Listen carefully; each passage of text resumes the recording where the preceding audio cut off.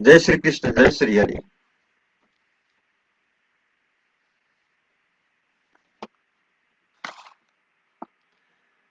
आज हम हरिवंश पुराण को 87औं दिन में द्वाविंशत्यधिक-शततमो अध्याय को बाँकी भागलाई अगाडि बढाउँदैछु। कल तक हमने श्रवण किया था, श्री कृष्ण ने अपने तीखे अर्ध चंद्राकार उत्तम बाणों से जो यमराज के समान क्रूर और अंतक के समान प्राणहारी थे, उनके चमकते हुए त्रिशूल को काट डाला।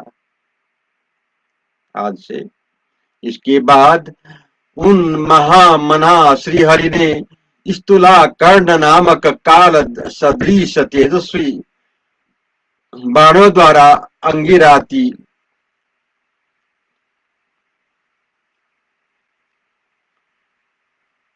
काल दृश्य तेजस्वी बाणों द्वारा अंगिरा की छाती से गहरी चोट पहुंचाई।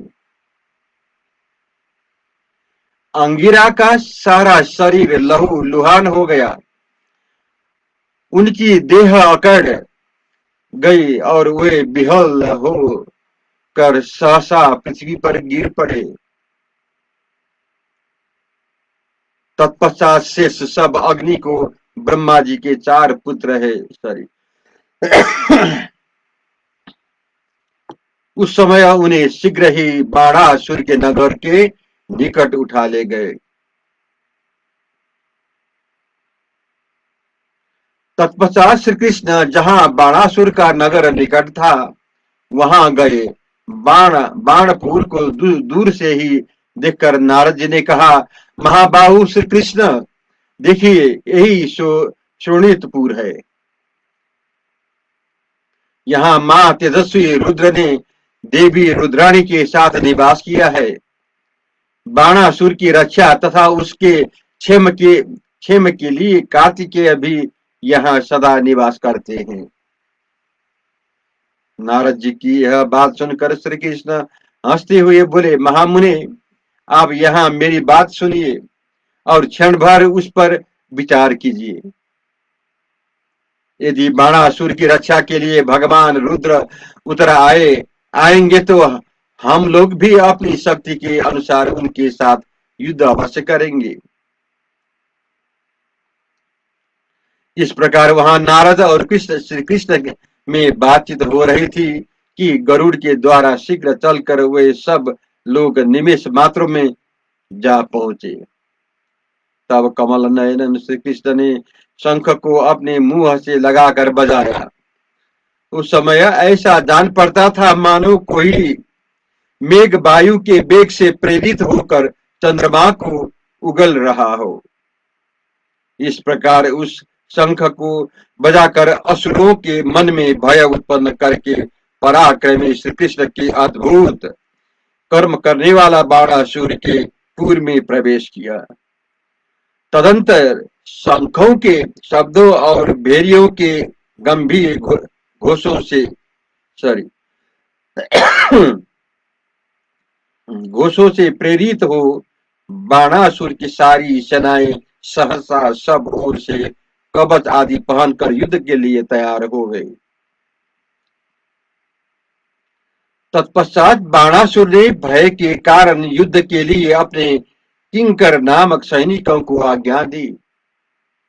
उनकी संख्या कहीं करोड़ थी।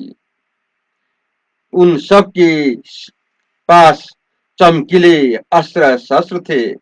एक स्थान पर खड़ी हुई वह असंख्य सेना महान मेघों की घटा के समान जान पड़ती थी।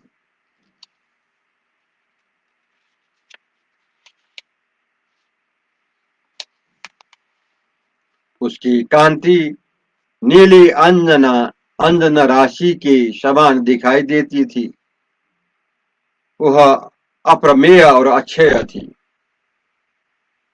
उस सेना में जो दैत्य दानव और राक्षस थे, उन सब के हाथों में चमकीले अस्त्र शस्त्र शोभा पा रहे थे।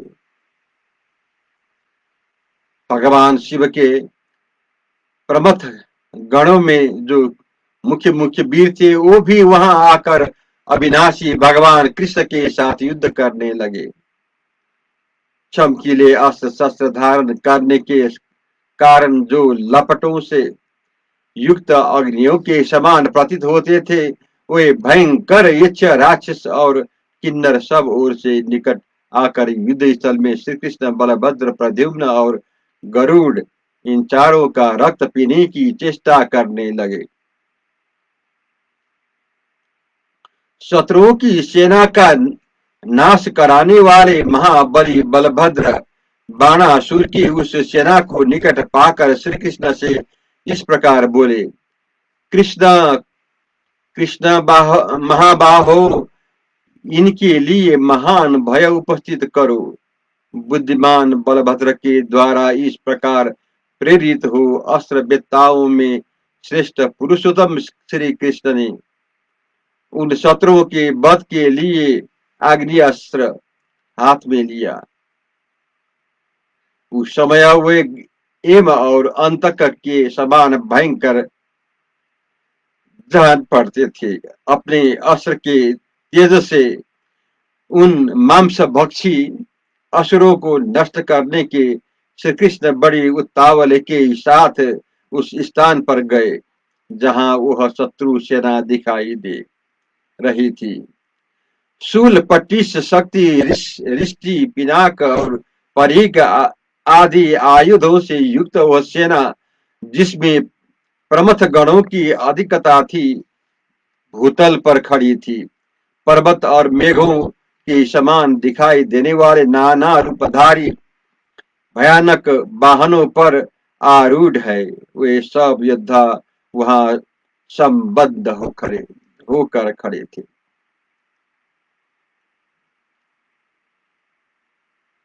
सुदृढ़ धनुष धारण करने वाले बहुसंख्यक सैनिकों से जो वायु द्वारा उड़ाए गए छिन्न भिन्न बादलों तथा बिखरे हुए पर्वतों के समान दूर तक फैलते हुए उस स्थान की बड़ी शोभा हो रही थी। वहां असंख्य एवं अगाध सेना सब ओर से मुसल, खड्ग, शूर, गधा और परिग आदि के द्वारा सुशोभित हो रहे थे। तब संकर्षण ने भगवान मधुसूदन से कहा, कृष्ण कृष्ण महाबाहो पुरुषोत्तम, यह जो सेना दिखाई देती है रणभूमि में, इसके सैनिकों के साथ मैं युद्ध करना चाहता हूं। श्री कृष्ण बोले, मेरे मन में भी ऐसा विचार उत्पन्न हुआ है। ऐसे कहकर वे पुनः उनसे बोले, भैया, रणभूमि में इन श्रेष्ठ योद्धाओं के साथ मैं युद्ध करना चाहता हूं। पूर्वाभिमुख होकर युद्ध करते समय मेरे आगे आगे तू गरुड़ रहे, बाईं ओर प्रद्युम्न हो और दाईं ओर आप रहे। इस घोर महायुद्ध में हमें एक दूसरे की रक्षा करनी चाहिए। वैशंपायन जी कहते हैं, जन्मेजय परस्पर ऐसी बातचीत करके पंछी प्रवर गरुड़ पर चढ़े हुए वो तीनों वीर युद्ध करने लगे। पर्वत के शिखर की भांति भयंकर गधा मुसल और हल से युद्ध करते हुए रोहिणी कुमार बलभद्र का रूप उस समय वैसा ही भयंकर हो उठा, जैसा कि प्रलय काल में संपूर्ण भूतों को दग्ध कर देने की इच्छा वाले काल का रूप होता है। युद्ध मार्ग में के विशेषज्ञ अत्यंत बलशाली बलराम रणभूमि में सब ओर विचरने लगे। यह हल के अग्रभाग से शत्रुओं को खींचकर उन्हें मुसल से मार गिराते थे।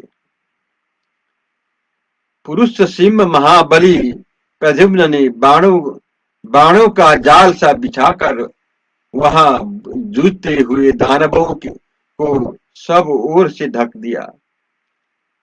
चिकनी अंजना राशि के समान कांतिवान जनार्दन अपने हाथियों में शंख चक्र गदा शंख लिए हुए थे। वे बारंबार शंख बजाकर युद्ध करने लगे। बुद्धिमान विनतानंदन गरुड़ ने बहुत से दानवों को पंखों और चोंचों को अग्रभाग से विदीर्ण करके तथा कितनों को पंखों से प्रहार से आहत करके यमलोक पहुंचा दिया। उन चारों द्वारा मारी जाती हुई भयानक पराक्रम वाली दैत्य सेना के पांव उखड़ गए। वह युद्ध स्थल में बाणों की वर्षा से क्षत विक्षत हो गए। जब इस प्रकार सारी सेनाएं भागने लगी, तब उनकी रक्षा करने के लिए त्रिशिरा नामक ज्वार सामने आया। उसके 3 पैर 3 सिर 6 बाहें और 9 आंखें थी। भस्म ही उसका आयुध था। वह काल अंतक और एम के समान भयंकर दिखाई देता था। वह जब सिमनाद करता तब गरजते हुए हजारों मेघों से समान प्रतीत होता था। उसकी आवाज वज्र की गड़गड़ाहट के समान जान पड़ती थी। वह बारंबार लंबी सांस खींचता और जमाई लेता था। उसका शरीर निद्रा से अत्यंत आकुल प्रतीत होता था। वह बारंबार घूमता और अपने दोनों नेत्रों से युक्त मुख को व्यथा से व्याकुल बना लेता था।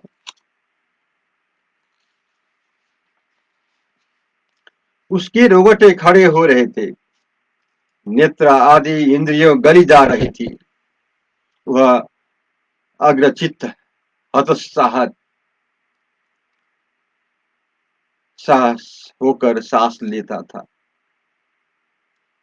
उसने क्रोध में भरकर हलधर से यह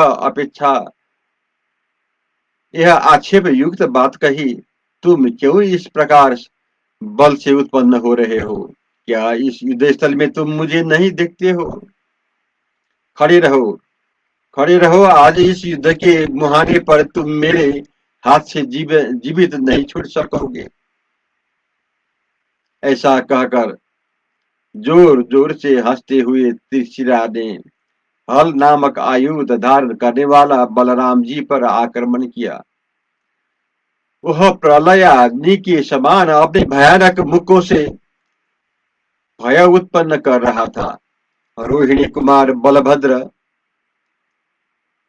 वहां संग्राम में सहस्रों पैतरे बदलते हुए शीघ्रता पूर्वक विचार रहे थे। अतः कहीं उनका ठहरना उसे नहीं दिखाई दिया। तब उस